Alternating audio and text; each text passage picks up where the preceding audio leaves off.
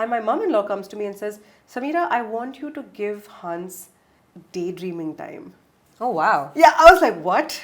My mother smacked me when I used to daydream as a kid. As parents, you've probably thought about baby-proofing your home and child-proofing your electronics.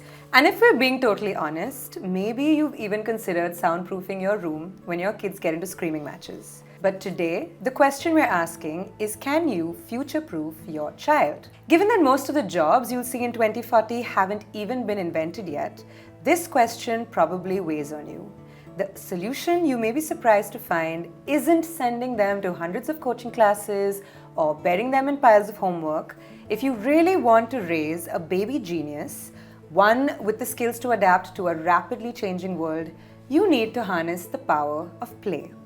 I'm Rochelle Pinto, the editor of Tweak India, and it is my pleasure to discover how small hands can achieve big dreams with everyone's favorite messy mama, Sameera Reddy. Wow, that's a sweet introduction to everyone's favorite.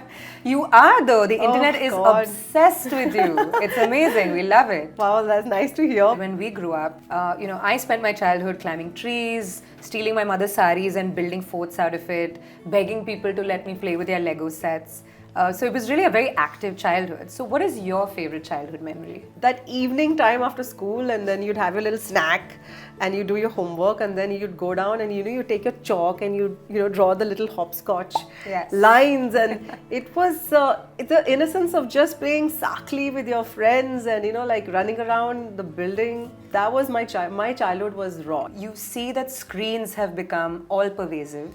We see that even playtime has gone online. So how do you introduce your kids to the power of play? Sometimes first is to allow a child to just play with the most basic things at home. So for example, we make paper planes. It's a big thing in the house. And with Hans, I've seen him systematically build and stay with his toys. For example, with his Lego sets. He sees it through.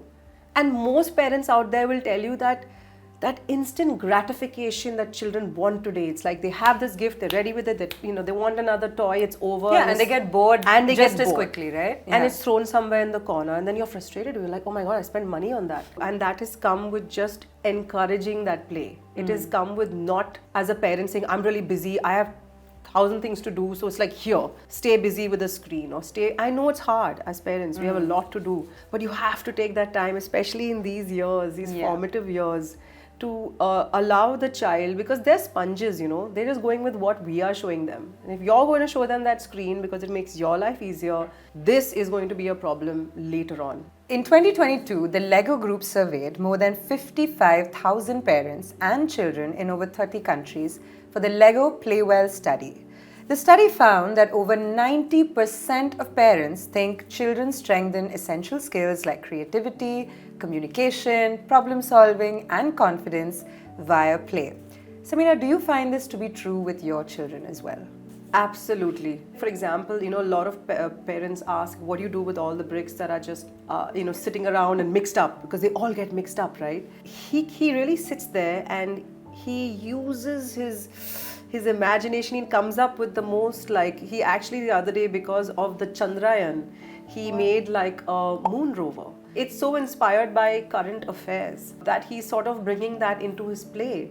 And through the Lego building, he's creating that universe in his mind. There is a certain timelessness to it, and there is a certain fun that even as adults, I buy Lego sets for myself. Exactly. And the most important thing for me as a mom, and I think for Akshay as a dad, is we get sometimes to sit and spend quality time with the kids when they are building their Lego sets. I love that you said that, because we already have AI doing our work for us. And I'm wondering, in the future, very soon, are we going to have robots playing with our kids? How do you think that tech is shaping young children today and this interaction that they have with it? Well, sometimes it's scary. With Naira, when she was much smaller, she was 2.5, I remember she was in the car and she was screaming into the radio trying to change the song, because she was like, Mama, I don't like this song. And she was like, put this song. And she was actually having a conversation thinking that the radio will talk back. And I remember thinking, oh my God, this little girl is used to us changing music in the house with all the smart technology that she's confused. And though we smiled about it, it also worried me.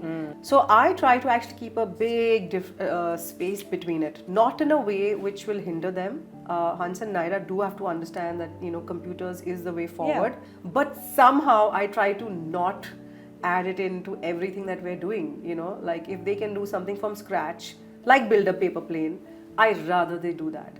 The way forward is allowing both sorts of play. That's fantastic. Do you believe in gender neutral parenting? When I was young, my dad made sure that we learned how to change the tires on all the cars and change light bulbs. And his whole point was, just because you're a girl doesn't mean you should ever have to call a man to get any of this done. Like, you should be able to take care of yourself.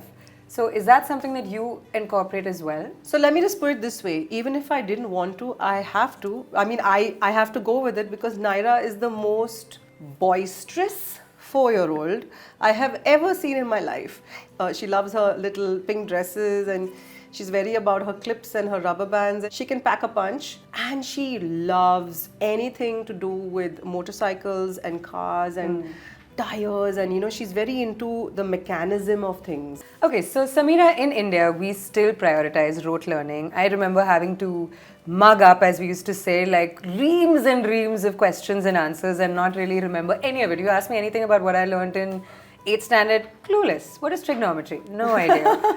And you see how it'll make a difference now, especially when companies are hiring people more for soft skills, cognitive skills. And as we talked about earlier, some of the jobs that are going to exist in 2040, we don't even know what that is today, right? So how do you think we should really be looking at education? So, actually before the pandemic, me and Akshay, we were very different. We were a little more driven maybe as parents. And we had this little thing charted out, like all of us parents were like, what do we do which is the best for our children, right? So we'll put them into this big school and this is that, full planning happening. And then 2020 happened. And, we sort of actually moved to Goa at that point. And we started questioning a lot of things with exactly what you're saying, which is, do we just go down this path that everybody's taken, or can I see something beyond it? What is futuristic in a way where I can provide Hans and Naira with, first of all, a real emotional stability. And that's where I've come right back to the board, which is, okay, I need to give them an understanding that there is something way beyond just getting straight A's. There's thinking outside the box. I'm so glad you said that, because you see it now where like kids are able to retain a lot of information and regurgitate a lot of information, but how much are they actually understanding and applying? Application? Exactly, yeah. Application is the most important thing to me. Can Hans problem solve without it just being, 1 + 1 = 2? Today, kids are going to have an increasingly complex world, and in many ways, what they need to be able to do is be able to have that emotional stability to figure out the problems for themselves and not necessarily rely on somebody else or need excessive guidance. Confidence building, to know that you have it in you. One thing I do with the kids, I ask them to trust their instinct. Oh, wow. And I've done that from the get-go. Like literally from the easiest, when Hans says, Mom, can I have another piece of chocolate? And I'm just like, I'm asking you to ask yourself, do you really need it? And he says, no. I'm like, there, you got it. Okay, your kid is very honest. I just said yes. Because I'm trying to get them to trust. So you've given us so many great parenting tips. Is there one parenting tip that you wish you had known sooner? Right in the beginning, I actually got scolded by Sassy Sasu, my mother-in-law. She saw me trying to keep Hans really busy all the time, right in the beginning. And my mom-in-law comes to me and says, Sameera, I want you to give Hans daydreaming time. Oh, wow. Yeah, I was like, what? My mother smacked me when I used to daydream as a kid. I used to get shouted at in school all the time. I'd be like, yeah, exactly. In my own and voice. She said, allow him to just be. Allow him his downtime and his time, his me time. And I'm like, you're giving a kid a me time at 2 and 3. But somehow that is it's such a big part of what we do now. That I love it, and I'm so grateful that she gave me that tip, because sometimes when he comes back from school, he'll just sit on the swing and he'll stare at the chiku tree and he'll be lost in his thoughts. And I allow him to do that because as Indian parents, my own parents, I'm telling you, it's like if you're doing nothing, my mother would come and say, "Kya kar rahi hai?" What was that line they had? And Devil's Workshop. What was that line? There's no an idle mind. idle mind. Idle mind is a exactly. devil's And workshop. Indian parents, matlab, if you're not being useful, what are you doing? It's so interesting that you say that because I feel that pressure as an adult. I feel like when I was a kid, I could daydream, I could, spend my time thinking. But now, even for adults, if we are not being productive, we feel like, okay, we're wasting time. And on the flip side, if I want to start something creative, if I'm not instantly amazing at it, I'll be like, I don't want to do this. Like there isn't that patience anymore to just learn. So has this tip that Sassy Sasu gave you of letting your kids just have this free time, has that also changed the way you look at the way you spend your time? So, in general, the most beautiful part of having kids is that it also brings out the child in you again. And I believe that. I believe that you have to allow it. In fact, today at 44, I feel younger than I did at 35. Wow. Because I allow myself to just be with them. Sometimes I sit on the swing with Hans and we just swing away, just staring at that chiku tree. And when he goes into his little space, I'm going in there with him. That's amazing. The Lego Group's campaign for 2023 is Small Hands and Big Dreams. And you can start introducing your child to Lego as early as 2 years old thanks to the Lego Duplo, which are slightly bigger bricks. So how did you introduce your child to the world of building and how do you believe it's benefited them? I started off very early with Hans. I cannot even explain to you how Duplo allowed him to really strengthen his pincer skills, which at 2 and 3 is very important. With Naira today, she started with all his old Duplo. Amazing. So it's sustainable also. It's sustainable. So all his his Duplo and his whole set, I kept it for her, and now she's playing with all his toys. And now they actually play together. I have to admit, as brother and sister, they have in the beginning fought like hell over the Lego. But today they actually come together and play, as one. Thank you so much. It was such a pleasure chatting with you, and I'm hoping that these fantastic pieces of advice and your personal story will inspire a lot more parents to allow those small hands to achieve big dreams.